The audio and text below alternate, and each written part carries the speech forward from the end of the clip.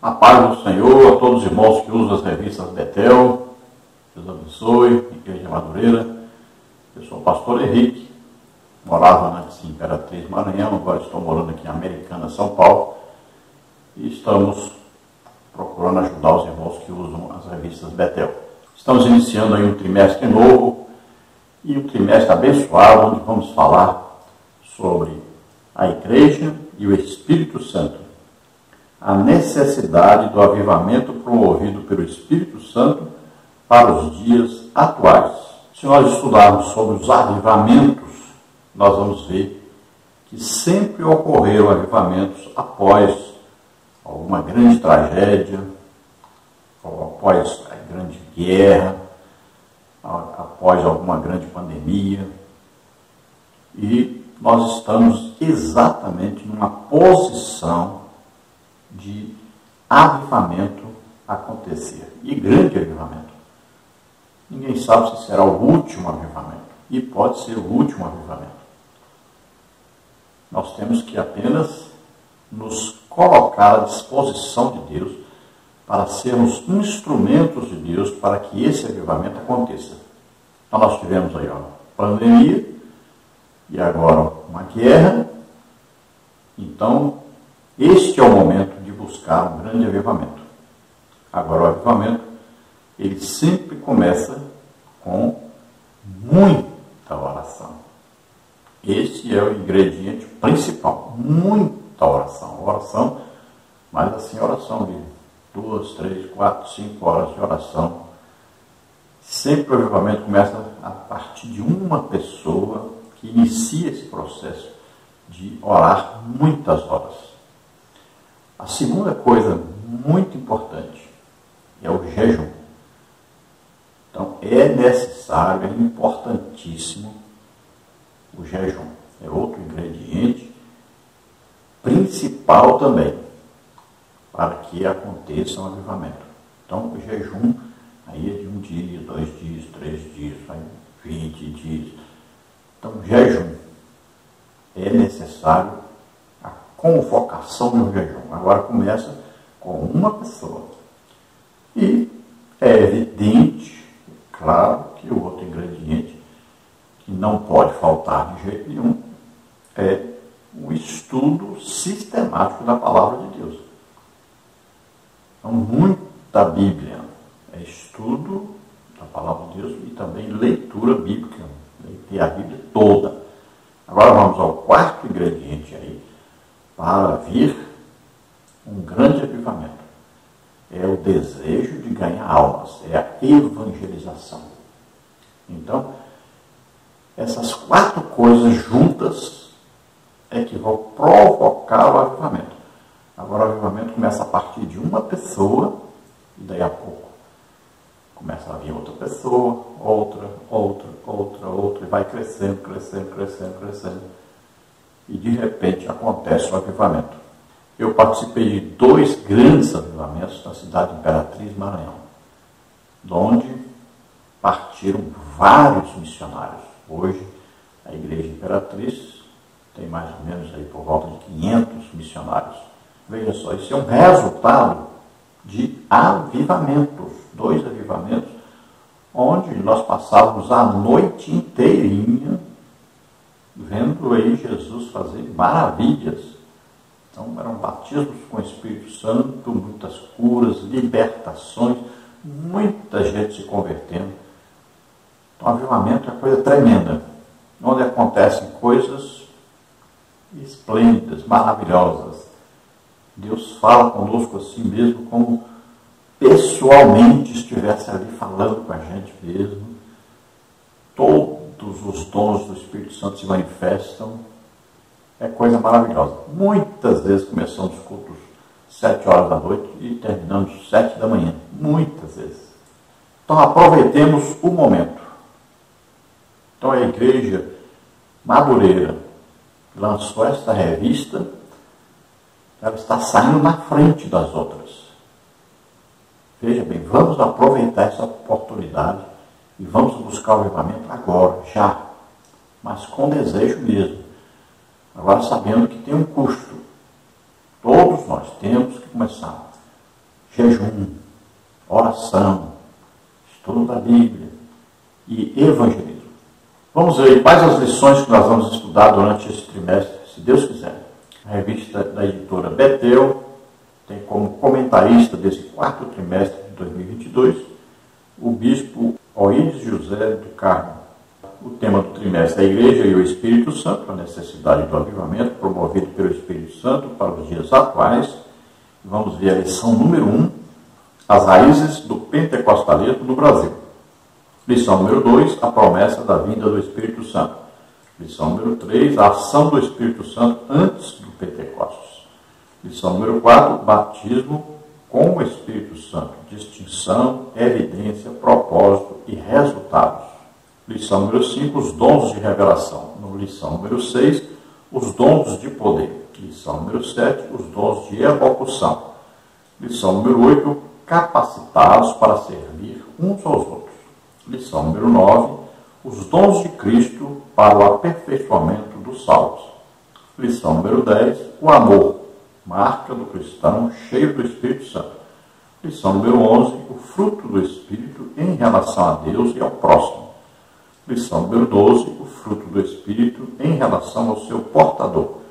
Lição número 13, o Espírito Santo e o arrebatamento da igreja. Então vemos aí estudos maravilhosos que vão trazer ao nosso coração aí um desejo muito grande de ganharmos almas, de estarmos orando, estudando a Bíblia, jejuando, estarmos aí pregando por todos os lugares, nas praças, nos hospitais, nas cadeias, em toda parte estaremos pregando a palavra de Deus, pelas ruas, por toda parte.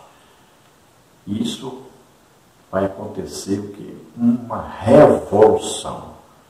Vai trazer aí um movimento muito grande com a presença poderosa do Espírito Santo. Então vamos ver manifestações sobrenaturais, maravilhosas do Espírito Santo, porque é o desejo de Deus que o povo de Deus se coloque em posição para ser usado tremendamente para nós ganharmos toda essa nação para o Senhor Jesus.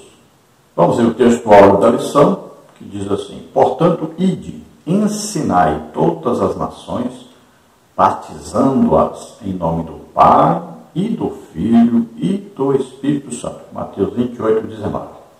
Então aqui é a grande comissão. Nós temos no Evangelho de Mateus, de Marcos, de Lucas e João, sempre esse envio que Jesus faz da sua igreja por toda a terra, todas as nações, todas as etnias, todos devem ouvir a palavra de Deus, o Evangelho que fala da salvação, do projeto de Deus para a salvação de todos os homens.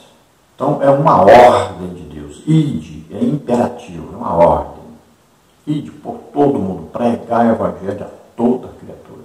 E aqui Mateus, ide, ensinai todas as nações. Olha, existe o ensino, existe a pregação e existe a manifestação do Espírito Santo com poder para também curar e libertar as pessoas. Jesus ensinava, pregava e curava a todos. Esta aí é a tríplice função de todo crente. E aí a comprovação da conversão da pessoa, a primeira comprovação externa é o batismo nas águas, que é onde a pessoa vai estar ali morrendo para o mundo, para a velha vida, para começar uma vida nova, agora comprometido com a igreja, comprometido principalmente com Deus. Fala aqui para nós do discipulado, né? Ganharmos as almas e discipulá-las, levá-las ao batismo nas águas. É evidente que o batismo com o Espírito Santo é o batismo mais importante, é o batismo que é espiritual, feito pelo próprio Jesus Cristo, confirmando a fé daquele que aceitou realmente a Jesus como Salvador e Senhor, e que vai capacitá-lo para ganhar almas. É um revestimento de poder. E E existem aqueles que são batizados com o Espírito Santo ou no Espírito Santo no momento em que aceitam a Jesus como Salvador e Senhor, como Cornélio, né? E existem aqueles que recebem depois. A verdade é aplicada. Até que Cristo venha, o discípulo de Cristo precisa continuamente buscar renovação e manter-se dependente da ação do Espírito Santo. Então, até que Jesus chegue, nos arrebate, nos leve, que pode acontecer hoje, então nós temos que nos manter em comunhão íntima com o Espírito Santo, sempre cheios do Espírito Santo. Então, busca renovação aquele que está se esfriando, né? Aquele que todo dia ele levanta-se de madrugada e vai orar, e ora em línguas, né? Está aí lendo a palavra de Deus, todo dia orando, jejua, e ele está evangelizando. É claro que esse aí não precisa de renovação. Ele está sempre em comunhão com o Espírito Santo. E é o dever de cada crente fazer isso. Agora, aqueles que esfriaram um pouco, deixaram de orar, deixaram de jejuar, deixaram de estudar a Bíblia, deixaram de evangelizar, estão precisando de uma renovação. E isso acontece quando a igreja se reúne e chama as pessoas. Vamos impor as mãos sobre elas e vamos falar sobre isso, pregar sobre isso, ensinar sobre isso, buscando que todos sejam cheios do Espírito Santo e permaneçam cheios do Espírito Santo. É isso que ensina para nós a palavra de Deus em Atos dos Apóstolos, que eles permaneciam continuamente cheios do Espírito Santo. Vamos ver os objetivos da lição aí, que são mostrar a relevância do pentecostalismo na igreja, apresentar a origem do movimento pentecostal, falar sobre a chegada do pentecostalismo no Brasil. Então, se nós olharmos na palavra de Deus, nós vamos ver que o Evangelho começou a ser pregado no poder e na unção do Espírito Santo. Vamos aí, a partir do livro de Atos dos Apóstolos, né? Vamos ver o início da igreja, a igreja cheia do Espírito Santo, uma igreja militante, uma igreja que sempre estava pregando, ensinando, curando as pessoas, milagres aconteciam. E nós vamos ver que o grande atrativo da igreja é exatamente sinais, prodígios e maravilhas operados através do Espírito Santo. Hoje a igreja precisa mais ainda do que naquela época dessas manifestações sobrenaturais do Espírito Santo, porque muita gente deixou de congregar durante a pandemia. Então as pessoas querem ir para a igreja e querem ver ali a presença de Deus, querem ouvir Deus mesmo falando com eles, querem ser curados, né? Querem ver ali milagres, sinais, prodígios, maravilhas acontecerem, como estão registrados na palavra de Deus, nos evangelhos, em Atos dos Apóstolos. Então a igreja deve buscar mais isso, as manifestações sobrenaturais do Espírito Santo. Hoje é muito mais necessário, muito mais importante do que ainda no tempo que começou a igreja. Isso que nós temos que ter em mente. As manifestações, o batismo do Espírito Santo e todos os dons do Espírito Santo em operação são atuais, estão funcionando. Eu sou um exemplo disso. O Espírito Santo me concedeu os dons de curar e nós vamos, todo lugar que nós vamos, são mais de 100 pessoas curadas.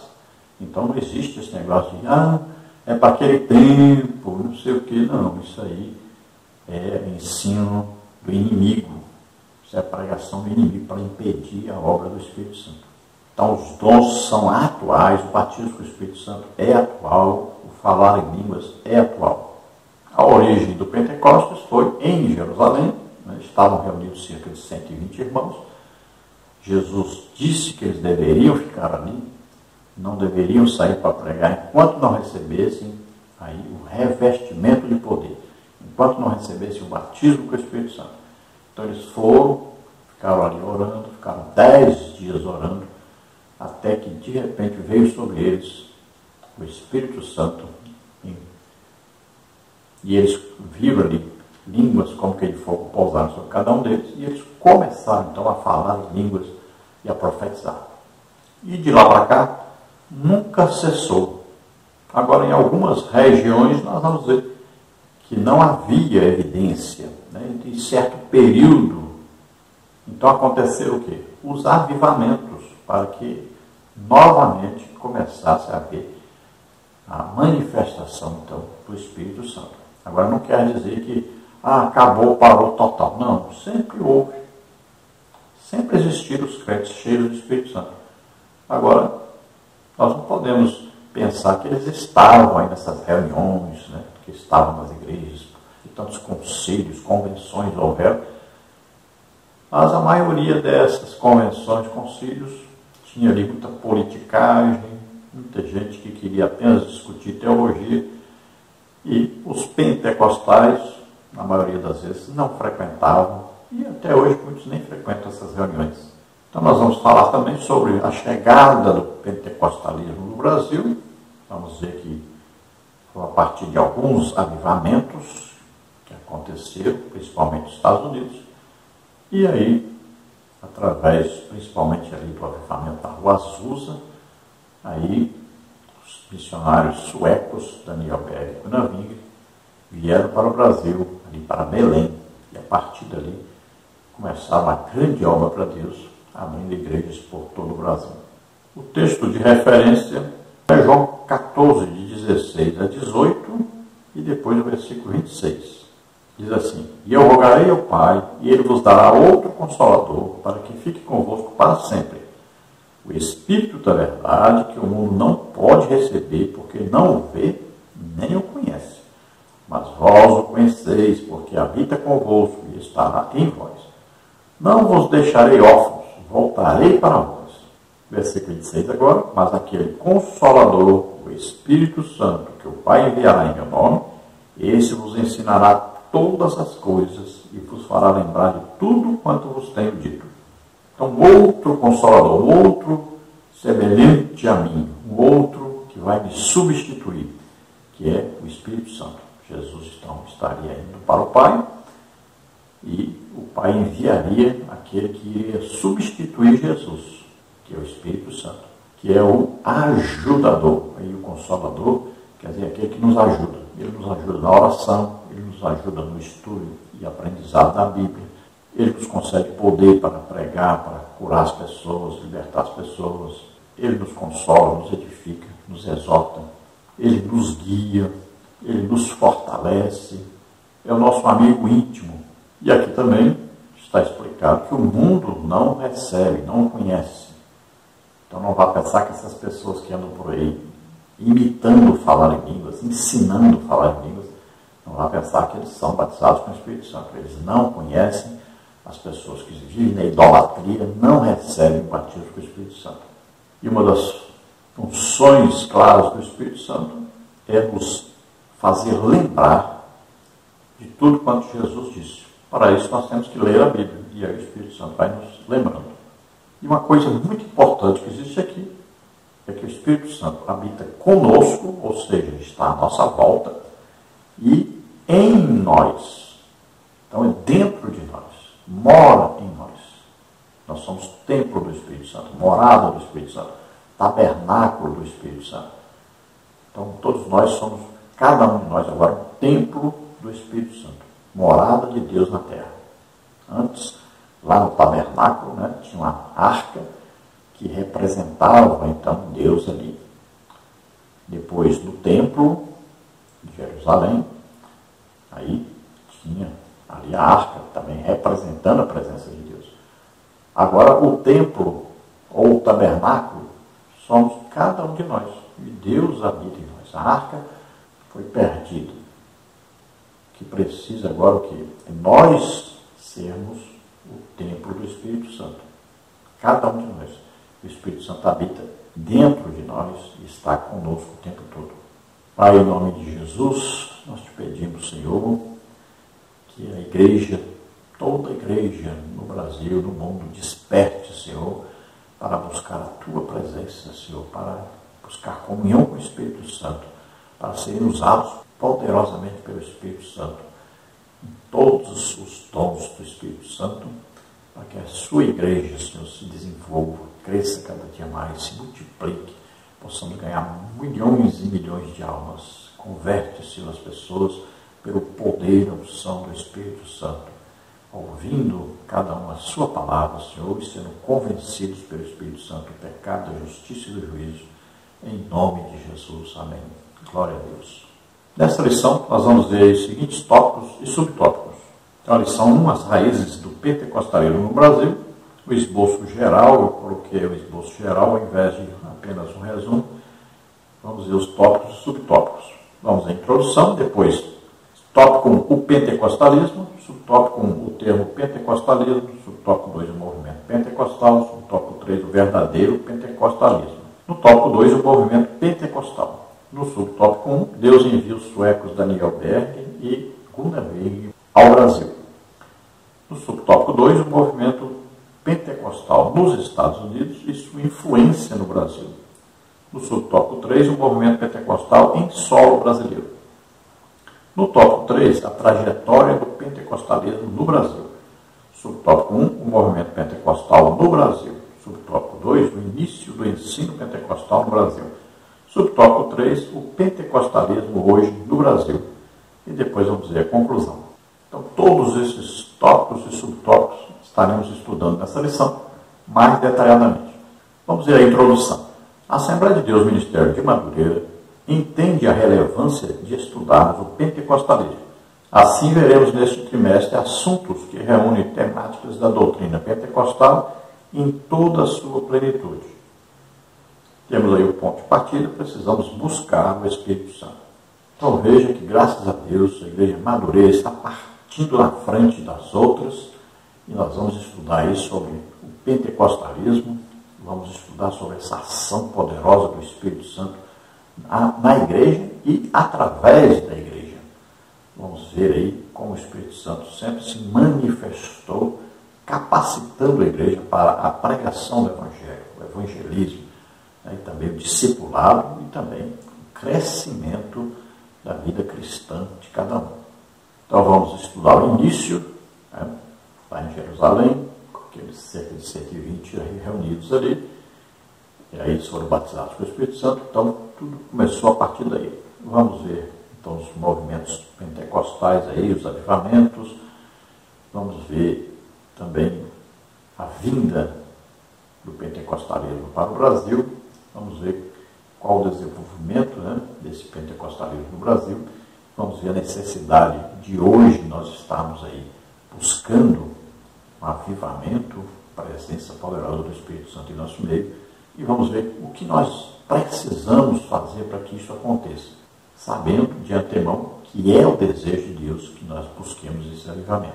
Lembrando aos irmãos, dê aí um like, se inscreva no nosso canal, divulgue esse vídeo, esse link aí para outras pessoas aí em seus grupos, para que outros também possam aprender juntamente conosco. Geralmente quem ensina aprende mais do que quem está recebendo o ensino. Então nós vamos aprender juntos aí a palavra do Senhor. Vamos ver o tópico 1, o pentecostalismo.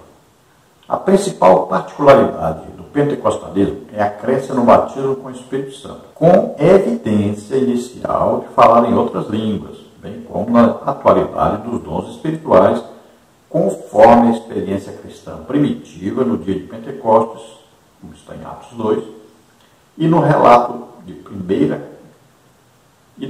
da primeira carta aos Coríntios, capítulo 12.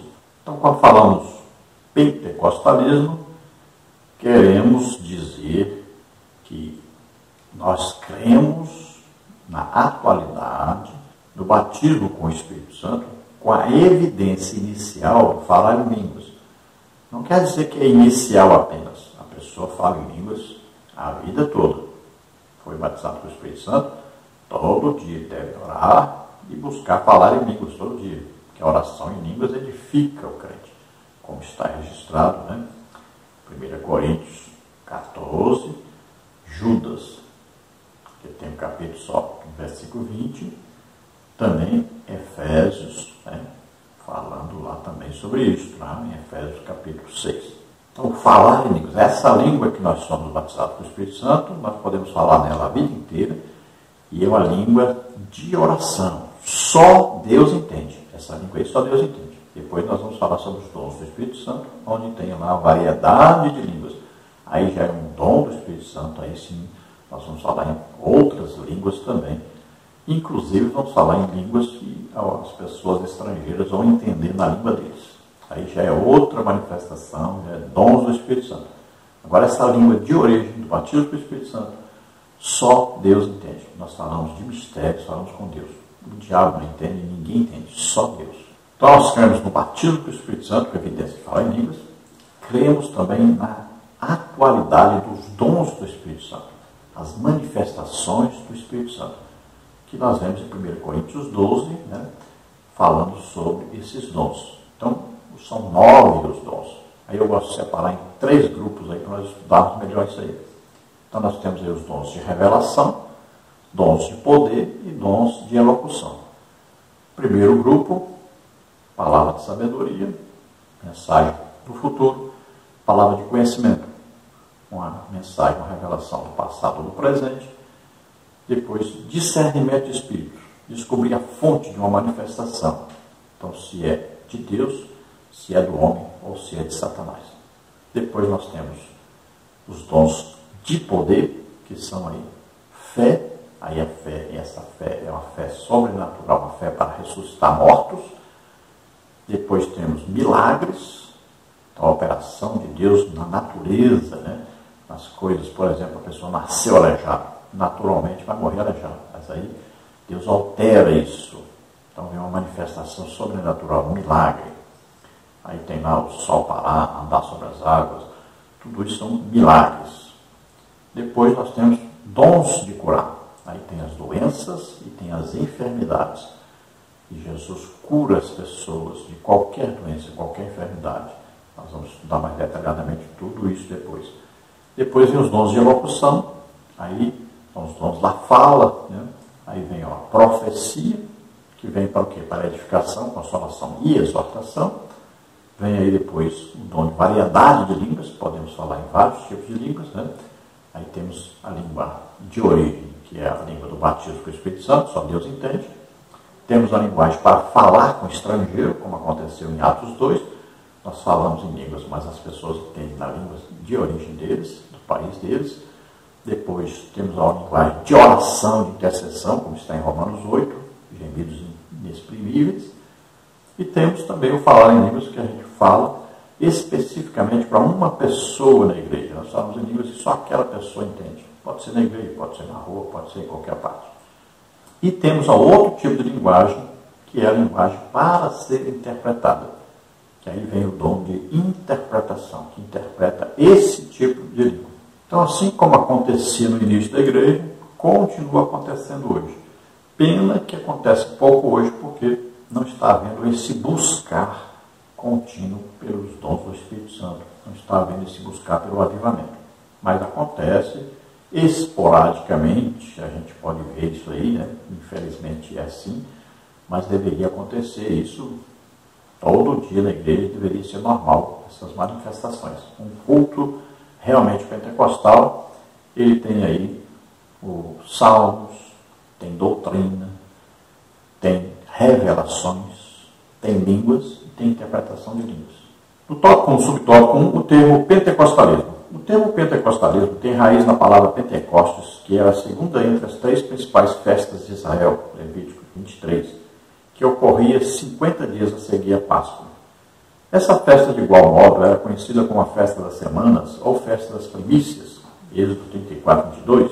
Nessa festa, os primeiros frutos da grande colheita anual eram oferecidos ao Senhor.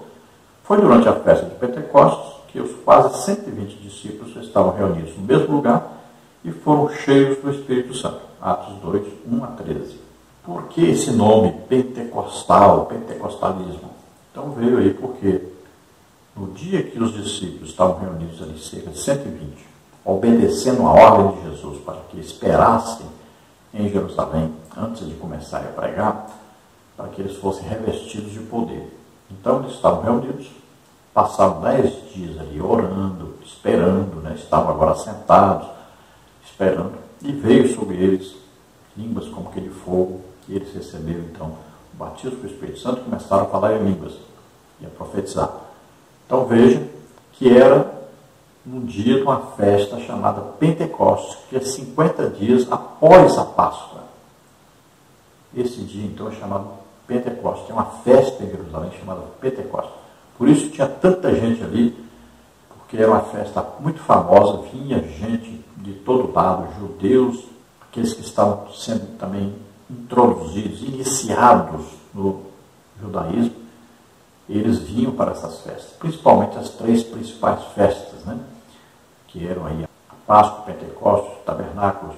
E as principais festas que aconteciam em Israel eram a Páscoa, festa dos pães asmos, as primícias, né? Aí vinha o Pentecostes, aí tinha festas de trombetas, de expiação, tabernáculos. Então, como era dia de Pentecostes, então os crentes que falam em línguas são batizados com o Espírito Santo, né? Falam em línguas, tem dons do Espírito Santo funcionando através de cada um deles.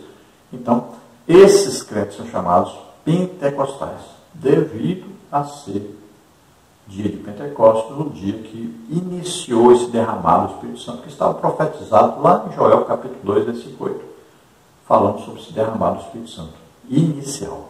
E assim como a festa de Pentecostes é uma celebração dos primeiros frutos de uma grande colheita, né, de frutos mesmo, né, das árvores, Deus usou essa festa para também começar uma grande colheita de almas, várias conversões nesse dia, depois que houve uma manifestação sobrenatural do Espírito Santo, depois de ter os discípulos serem batizados com o Espírito Santo, os apóstolos também. Aí agora vem o dom de variedade de línguas, e eles começaram a falar em línguas, e as pessoas que estavam visitando Jerusalém ouviam nas suas próprias línguas de origem dos seus países. Então, depois dessa manifestação sobrenatural do Espírito Santo, Pedro pregou a palavra de Deus e quase 3.000 almas, quase 3.000 pessoas se converteram e foram batizados nas águas. Nós colocamos aí o subsídio, né, do bispo Abner sobre isso, sobre essa festa de Pentecostes, aí o original, o nome. Então você acompanha, nós colocamos o PowerPoint para quem desejar, entre em contato conosco, meu telefone está aí, eu envio para você o PowerPoint de todos esses slides que eu uso aqui. E também nós temos estudo escrito sobre a lição. Eu envio para você em Word, PDF. Então entre em contato conosco nesse telefone aí, 9999-152-0454. Se você desejar que nós estejamos aí também ministrando na sua igreja, então entre em contato comigo. Esse telefone aí, 9999-152-0454. No subtópico 2 nós temos o movimento pentecostal. Entre os numerosos movimentos de renovação e avivamento que aparecem ao longo dos anos entre os cristãos, destaca-se por sua abrangência o movimento pentecostal no início do século XX. A partir desta compreensão, acreditamos que tratar essa temática é de suma importância para crentes pentecostais, pois o movimento pentecostal tem atestado que a Igreja de Cristo não é um simples ornamento, mas um organismo vivo. 1 Coríntios 12 e 27. E é neste panorama que uma igreja verdadeiramente pentecostal segue desempenhando universalmente a missão que lhe confiou o Senhor Jesus. Estamos cientes de que as Assembleias de Deus no Brasil surgiram tendo como base os princípios do pentecostalismo para apregoar ao mundo que Jesus salva, cura, batiza com o Espírito Santo e em breve voltará. Então, no pentecostalismo, nas igrejas pentecostais que realmente creem na presença poderosa do Espírito Santo, Jesus continua salvando, curando, libertando, batizando com o Espírito Santo, e nós continuamos aí aguardando a vinda de Jesus para nos buscar no arrebatamento da igreja. Ora, houveram grandes avivamentos durante toda a época da igreja e em vários lugares. Agora, nós destacamos principalmente o avivamento da Rua Azusa, porque ele teve grande influência sobre os missionários suecos, Daniel Berg e Gunnar Wink, que vieram para o Brasil. Não quer dizer que eles só participaram desse avivamento. E também temos que explicar que existem por aí certas denominações que são perseguidores do pentecostalismo, que são cessacionistas, ou seja, acham que o batismo com o Espírito Santo e falar em línguas era só para a época dos apóstolos, acham aí que os dons do Espírito Santo se manifestavam só na época dos apóstolos, mas nunca deixou de haver avivamentos E nunca deixou de haver crentes batizados pelo Espírito Santo, falando em línguas e com dons do Espírito Santo. Durante todo o período, desde Pentecostes, do dia de Pentecostes em Jerusalém, com os apóstolos presentes ali, até hoje, nunca deixou de haver crente que fala em línguas e dons do Espírito Santo sendo manifestados. Nunca. Agora aconteceram os avivamentos, por quê? Porque o povo de Deus começou a esfriar. Então houve avivamento para aquecer novamente, para voltar tudo a funcionar novamente, como deveria sempre acontecer. Então, avivamento, manifestação, batismo com o Espírito Santo, falar em línguas, dons do Espírito Santo, não começou na Rua Azusa, começou em Jerusalém, no dia de Pentecostes, lá com os apóstolos, os discípulos reunidos ali. Começou naquele dia e nunca parou. Aí temos um subsídio do Stanley Horton, né? Um livro importante para que os pentecostais aprendam mais sobre esse assunto. E ele explica aí que muitas vezes as pessoas pensam que as igrejas pentecostais não têm uma teologia clara, mas sempre tiveram. Agora é porque a nossa teologia não combina com a teologia de igrejas, né, frias, igrejas que impedem a ação do Espírito Santo, que não creem na atualidade dos dons, nem do batismo com o Espírito Santo, tem evidência de falar em línguas. Então a nossa teologia é diferente deles.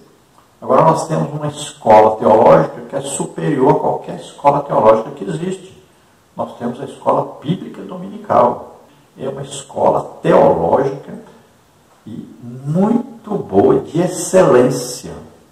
É a maior e melhor escola que existe na Terra. É a maior, tem maior quantidade de alunos que existe na Terra hoje na escola. É a escola bíblica dominical. E nós estudamos na escola bíblica dominical toda a Bíblia. É um estudo sistemático. Então tem os temas, cada trimestre tem um tema. Às vezes nós vamos falar sobre os livros da Bíblia, como é que foram feitos.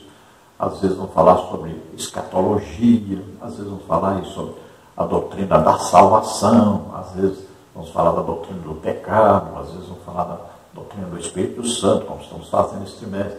Então são várias as doutrinas bíblicas e que nós vamos estudando ao longo dos anos. É um curso teológico e muito, muito, muito barato, que todos os crentes podem fazer e devem fazer.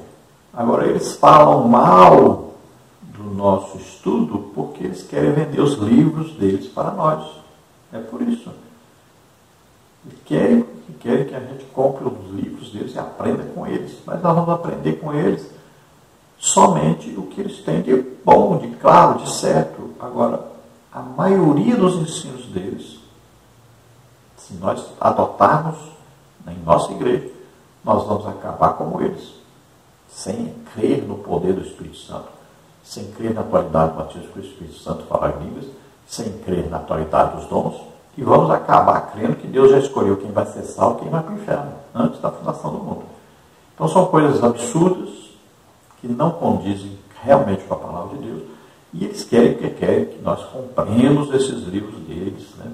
Então, por isso que eles falam que nós não temos aí uma sabedoria lá dentro da teologia. Mas nós temos a melhor teologia que existe. E ela é aplicada na escola bíblica dominical.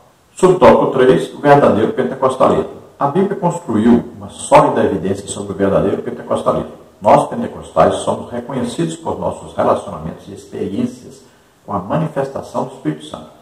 Assim, presenciamos essas manifestações através dos seus dons e amostras, como a glossolalia, as profecias, as curas divinas e as diferentes operações de maravilhas. Nós, no Ministério de Madureira, entendemos que a Bíblia, de sua construção narrativa, deve ser a única regra de fé, sendo aceita como a inspirada e inerrante palavra de Deus, 2 Timóteo 3, 16 e 17. Nos evidenciando de maneira única como manter e conservar a sã doutrina, que não abrimos mão dos dons espirituais, pois fazem a diferença no cumprimento do ID do Senhor e na edificação da igreja. Então vejam, ao contrário dessas outras denominações que esfriaram ou que já começaram com a influência do catolicismo romano, então nós somos não só ouvintes, nós não só lemos a Bíblia, o que está escrito na Bíblia, nós praticamos o que está escrito. Então aquelas manifestações que estão registradas lá nos Evangelhos, através de Jesus Cristo, e as manifestações do Espírito Santo, que estão registradas no livro de Atos dos Apóstolos, com o início da igreja, são as mesmas manifestações do Espírito Santo que acontecem hoje conosco em nossa igreja. Então nós não temos uma teologia apenas teórica, mas a nossa teologia, além de teórica, é prática também. A nossa teologia não é aquela de ouvir falar, não, a nossa teologia é aquela que faz aquilo que está escrito na palavra de Deus. Então, o que a Bíblia diz que nós somos, nós somos. O que a Bíblia diz que nós devemos fazer, nós fazemos. Então, nós temos a Bíblia, como ela está escrita, como realidade em nossa vida. A Bíblia, para nós, é a inspirada palavra de Deus, a infalível palavra de Deus, a atual palavra de Deus, a imutável palavra de Deus. E também a inerrante palavra de Deus. Nós não podemos e não devemos nunca deixarmos de termos em operação em nosso meio, aí o falar em línguas, o batismo com o Espírito Santo, e também a evidência dos dons do Espírito Santo, todas ocorrendo no meio da igreja. Aí o Oliveira e Terra também tem um subsídio falando sobre essa união entre então, a palavra de Deus e a atualidade do batismo com o Espírito Santo, falar em línguas, e os dons do Espírito Santo. Tudo acontecendo, tudo funcionando em completa e perfeita harmonia dentro da igreja. Nós não deixamos de estudar a Bíblia. Então existe um equilíbrio. Oração, jejum, estudo da Bíblia, né? Tudo equilíbrio. No tópico 2 nós temos o movimento pentecostal. É inquestionavelmente aceito por todos os pentecostais que o movimento pentecostal ocorrido no início do século XX, na Rua Azusa, em Los Angeles, Califórnia, em 1906, foi um relevante agente que difundiu a chama do Espírito Santo pelo mundo, assim como a igreja primitiva, Atos 2, 46 e 47. Nesta igreja, cada um que se convertia transformava-se em missionário, levando a chama pentecostal para outras cidades e nações, assim como ocorrido no Brasil. Então houve um grande destaque desse movimento que houve nos Estados Unidos, né, na Rua Azusa, ali na Califórnia, em 1906. Então foi um avivamento que se destacou mais. É evidente que houveram outros grandes avivamentos em todas as épocas, desde o dia de Pentecostes até hoje. Agora, esse é considerado muito importante, principalmente para nós brasileiros, por causa dos dois missionários suecos, Daniel Berg e Gunnar Wink, que passaram por ali. Então, para nós é importantíssimo estudarmos sobre esse movimento, aprendermos mais sobre o que ali acontecia e crermos que ainda continuam acontecendo avivamentos em nosso meio. E eu dou testemunho de 2 grandes avivamentos que aconteceram em Imperatriz, que eu participei ativamente. Fui um dos iniciadores, junto com o pastor Luiz Eduardo, né, e ali na congregação, onde hoje é chamada Monte Tabor, Imperatriz Maranhão. Então, ali nós tivemos um grande avivamento. Depois abrimos, a partir desse avivamento, abrimos várias congregações, dentre elas a congregação do Monte Hermon, onde novamente houve outro avivamento. Então, esses 2 avivamentos foram tão importantes que dali partiram vários para fazerem missões por toda parte. Dali saíram vários pastores, vários missionários, e não só dali, porque espalhou esse avivamento para toda a cidade. E ali então é que foi o início do movimento missionário da igreja. Dali então surgiu várias igrejas, vários missionários, e hoje conta com mais de 500 missionários. No subtópico 1 nós temos aí: Deus envia os suecos Daniel Berg e Gunnar Wing ao Brasil. O começo do ministério assembleiano no Brasil ocorreu através de 2 homens cheios do Espírito Santo. A história mostra que os missionários suecos Daniel Berg e Gunnar Wing chegaram a solo brasileiro após receberem palavra profética, enquanto estavam nos Estados Unidos, que deveriam ir a Belém do Pará, Marcos 16, 15, Atos 13, 2. Para melhor entendermos essa convocação divina, esses homens nem sequer sabiam onde esse lugar ficava. Diante dessa profecia, eles recorreram ao mapa mundi e viram se tratar de uma cidade no norte do Brasil.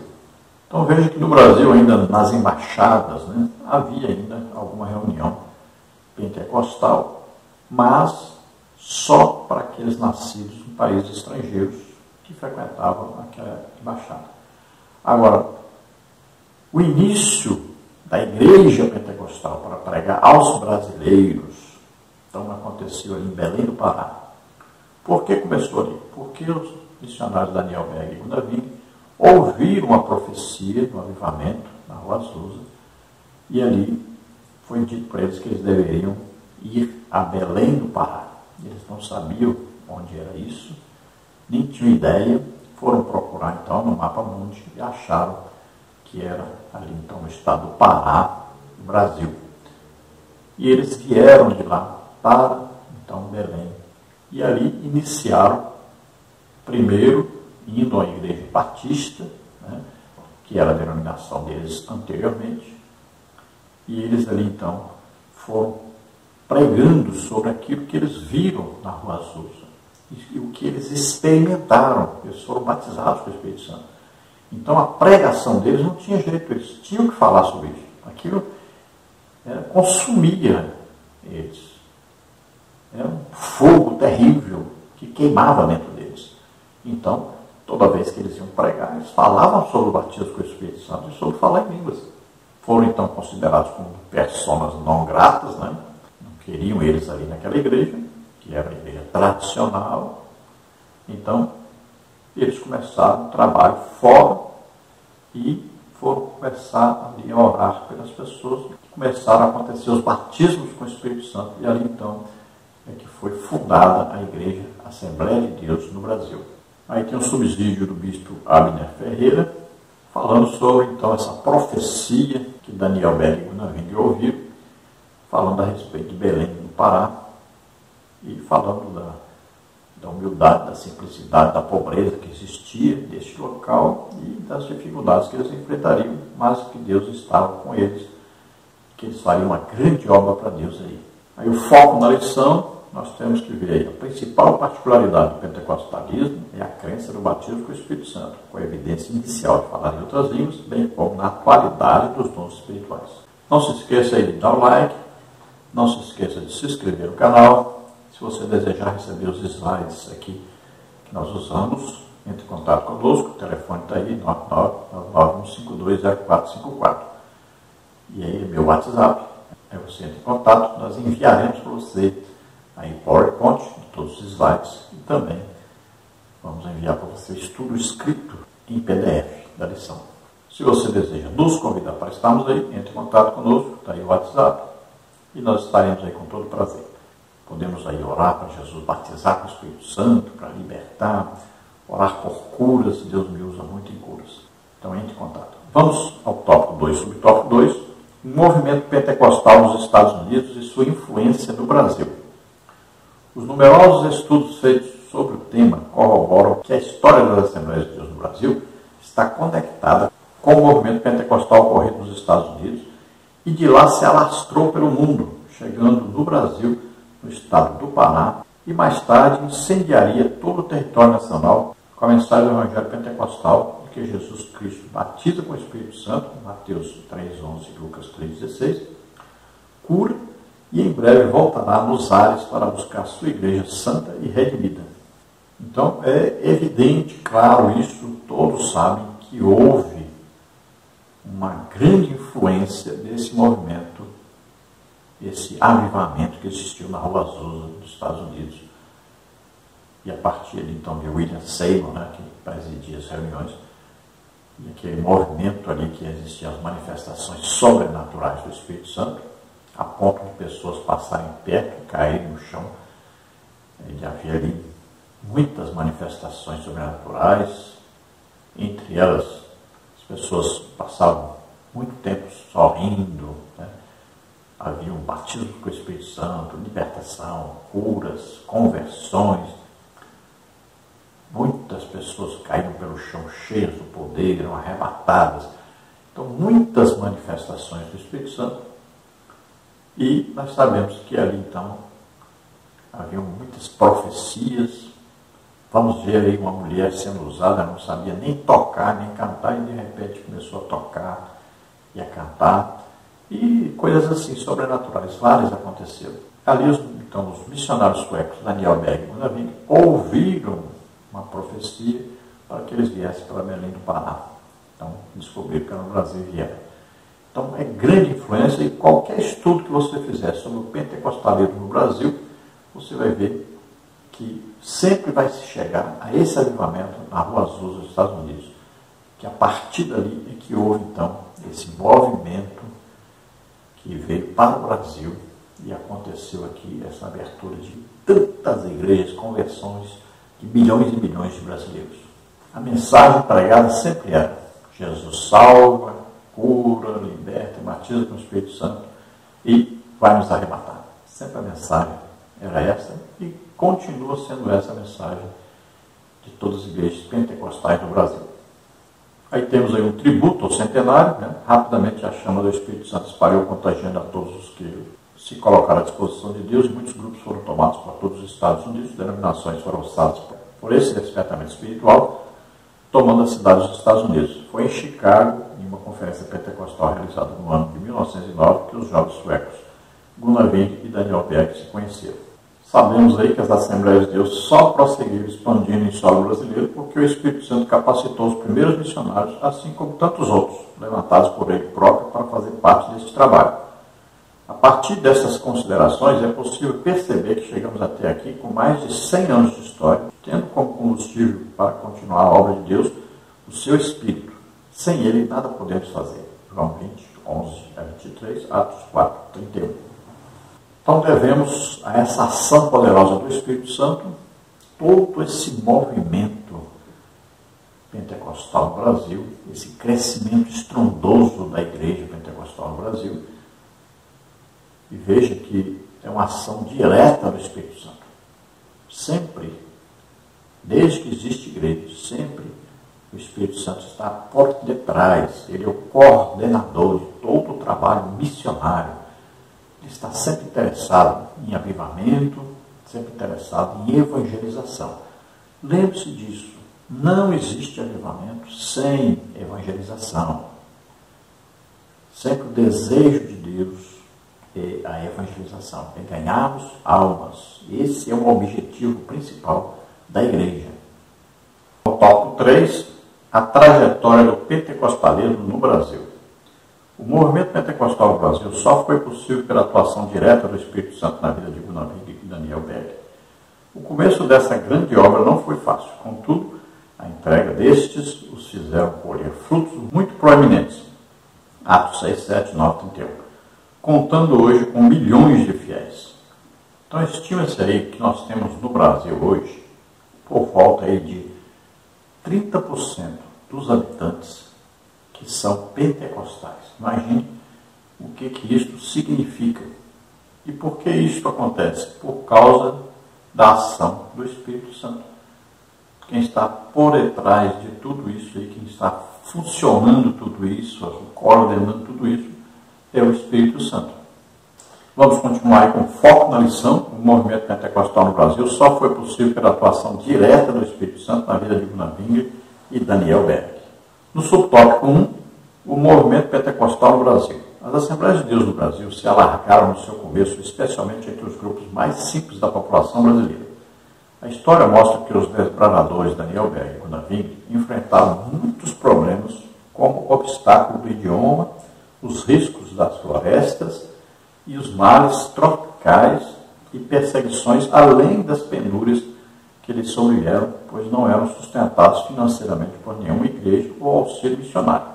No entanto, o Senhor os enviou ao Brasil e supriu as suas necessidades. Filipenses 4,19.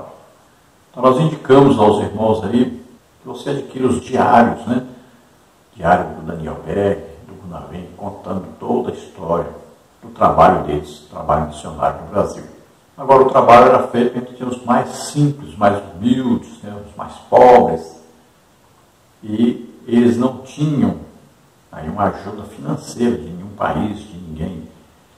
Eles tiveram uma vida muito difícil, enfrentaram vários desafios, né? Aí, cobras, onças, né?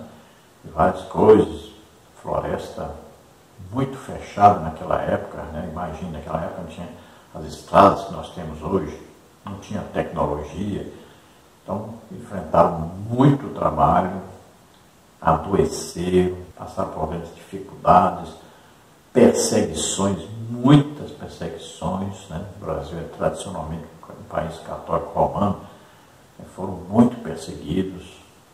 A igreja tradicional também perseguiu. Então, veja, são várias coisas que aconteceram.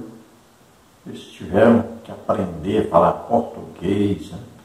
Enfrentar doenças de todo jeito, aí tinha malária por todo lado. Então, foi muito difícil, um trabalho penoso, mas de grande proveito, e deram as suas vidas por esse trabalho, entregaram-se totalmente a Deus e conseguiram arranjar companheiros para continuarem a obra. E hoje nós temos esse resultado maravilhoso. Aí temos mais subsídios do Stanley Horton falando sobre isso. Então, aqui no Brasil, em 1911, é que começou, então, a igreja pentecostal a existir. Então, através dos missionários suecos, Daniel Berg e Gunnar Wingre. Agora, no início, é evidente, não teve escola teológica, né? Mas nós sabemos muito bem que Gunnar Wingre era um teólogo, né? E ele ensinou muita coisa que ele sabia, que tinha aprendido. Daniel Berg sabia também a palavra de Deus, também era um homem muito prático no pentecostalismo. E os dois juntos conseguiram também vários outros irmãos que foram estudando a palavra de Deus, estudaram também alguma coisa sobre teologia e foram passando. Fundaram aí as revistas, né, da Escola Bíblica Dominical, e que até hoje estão aí. Primeiro era um jornalzinho e tal, e foi surgindo. Hoje estão aí as grandes editoras pentecostais, né? E nós temos a Escola Bíblica Dominical, que é um curso teológico que está aí há muitos e muitos anos. No subtópico 2, o início do ensino pentecostal no Brasil. Gunnar Wingre, em seus ensinamentos no Brasil, fazia questão de deixar evidente a sua preocupação com o ensino teológico, dando ênfase ao movimento pentecostal. Considerando toda a importância do Espírito Santo, Wingre, em suas exposições da palavra, fazia questão de destacar as doutrinas pentecostais, sobretudo o batismo com o Espírito Santo e as línguas estranhas como sua evidência inicial, grossolada, e a vinda do Senhor. Atos 24, 8, 17, 1 Coríntios 1, 7 a 8, 1, 9 a 10. Então veja que Gunnar Wingre era mais dedicado um pouco que Daniel Berg na doutrina, né, na teologia. E ele ensinava a palavra de Deus sempre buscando passar as doutrinas básicas, né, sempre de acordo com agora a sua atualidade, com a sua experiência pentecostal. Então ele unia aí a teologia que ele tinha aprendido com o pentecostalismo, pegava na Bíblia o que estava escrito sobre as manifestações do Espírito Santo e unia então a sua teologia. Sempre o ensino e a pregação de Daniel Berg e Gunnar Wingre sempre falava sobre batismo com o Espírito Santo, com evidência de falar em línguas, a atualidade dos dons espirituais.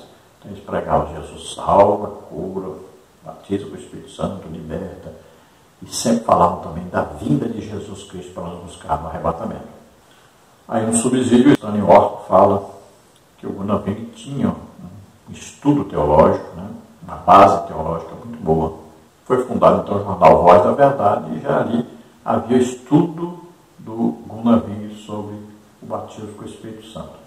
Então não era apenas divulgação do batismo com o Espírito Santo, mas já havia um estudo, um ensino sobre a doutrina do Espírito Santo. No subtópico 3, o pentecostalismo hoje no Brasil. Atualmente a Assembleia de Deus no Brasil tem uma representação social significativa em cada canto do país. Mesmo passando por muitos infortúnios, nada conseguiu parar as igrejas da Assembleia de Deus no Brasil, Mateus 16, 18, sendo hoje reconhecida como a maior denominação protestante do país. Fontes documentais nos fazem ver que o movimento que se consolidou no Brasil com o desenvolvimento da OIBD, que se preocupou em oferecer literaturas, que se preocupavam em enfatizar o pentecostalismo, sem abdicar fundamentalmente das linhas históricas do movimento. Então nós vemos hoje que toda cidade do Brasil, qualquer povoado do Brasil, existe ali uma igreja pentecostal. As pessoas até costumam dizer que Coca-Cola e Assembleia de Deus em todo lugar tem. Então vejo que é importantíssimo esse movimento pentecostal e sempre em acordo, sempre em comunhão com o Espírito Santo. Porque é o desejo de Deus que todos conheçam, que todos possam ter a oportunidade de ouvir a mensagem da palavra de Deus, o Evangelho, e serem salvos. Então é o desejo de Deus. Nós temos que entender isso. Temos que ser instrumentos, cada um de nós instrumentos, nessa vontade, nesse desejo de Deus, e sermos usados por Deus, buscarmos a atualidade, tanto do batismo, do falar em línguas, quanto dos dons do Espírito Santo na igreja. Isso é um dever da igreja, é uma necessidade, e é sempre atual para a igreja. A importância da escola bíblica dominical é muito grande, e nós temos que investir mais nisso. Nós estamos vendo aí um pouquíssimo investimento na escola bíblica dominical, infelizmente. Nós temos poucas pessoas frequentando a escola bíblica dominical. Depois da pandemia, então, houve uma queda muito grande. Nós temos que investir mais nisso. E para isso nós precisamos de mais palestras, precisamos de mais eventos, precisamos de mais pessoas participando desse movimento da escola bíblica dominical. Então, aí são muito importantes, né? Aí os pastores, os bispos, todos os líderes da igreja se unirem mais em torno disso e buscarem empregar maior recurso dentro dessa área. Porque a escola bíblica dominical se tornou, então, uma base teológica para toda a igreja. Aí temos mais um subsídio do Stanley Orton, dizendo que mais influenciou a formação teológica dos obreiros pentecostais do Brasil foi a criação das escolas bíblicas para a divulgação do ensino teológico. Conquanto não se tem uma data precisa de quando elas tiveram início, pode-se assim dizer que as escolas bíblicas desempenharam um papel decisivo na estruturação teológica do movimento pentecostal no Brasil. Então sabemos aí da história da escola bíblica dominical, começou nas embaixadas, né? Depois tivemos aí outros líderes, fundadores da escola bíblica dominical, que divulgaram então esse ensino da palavra de Deus nas igrejas. E hoje nós temos aí uma estrutura muito grande, muito bem fundamentada. Agora precisamos investir mais nisso, colocarmos principalmente, né, a liderança envolvida nisso.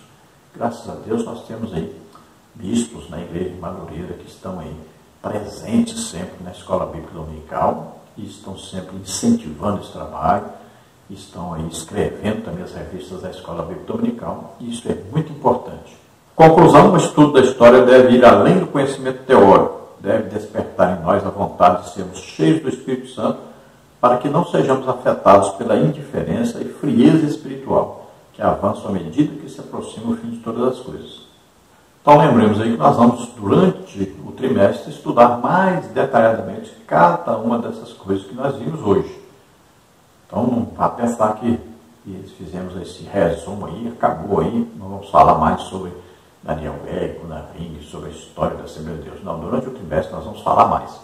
Vamos entrar mais em detalhes também sobre a ação do Espírito Santo na igreja, sobre essa busca pelo avivamento. Então, vamos nas lições agora próximas estudar mais detalhadamente sobre tudo isso.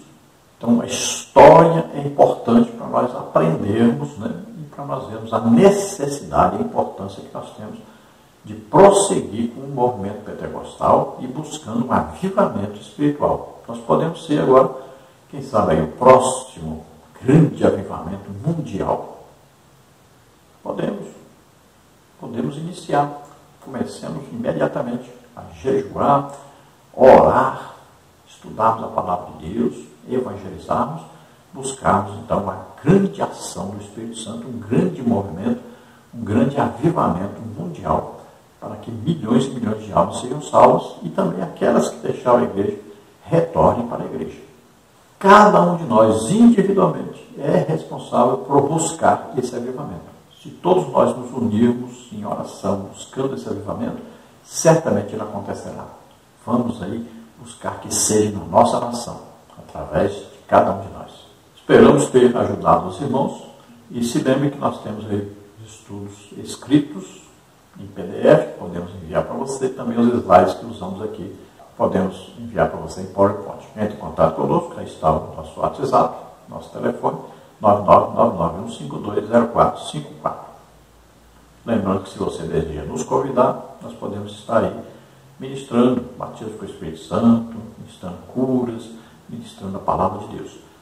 Vamos orar agora. Se você deseja, ouvindo este vídeo aí, assistindo, você deseja entregar sua vida para Deus, começar uma vida nova com Deus, crendo que Jesus Cristo veio à terra, nasceu como homem, viveu como homem, tomou sobre ele nossos pecados, doenças, enfermidades, maldições, morreu no nosso lugar na cruz e ressuscitou. Você crê nisso, você é salvo agora.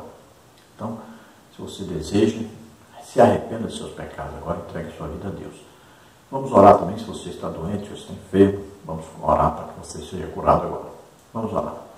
Pai, em nome de Jesus, te apresentamos essas vidas que se chegam a Ti, arrependidos dos seus pecados, crendo em Jesus Cristo, Teu Filho, como único Salvador e Senhor. Recebe o Senhor, enche-os do Espírito Santo agora.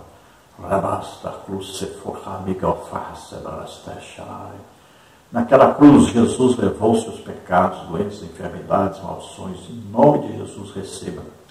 Receba a salvação, receba o Espírito Santo. Você que está doente, está enfermo, agora em nome de Jesus, solta toda doença, toda enfermidade. Toca neles agora, Senhor, e cura totalmente. Em nome de Jesus. Glória a Deus. Aleluia. Amém. A paz do Senhor a todos os irmãos. Deus abençoe.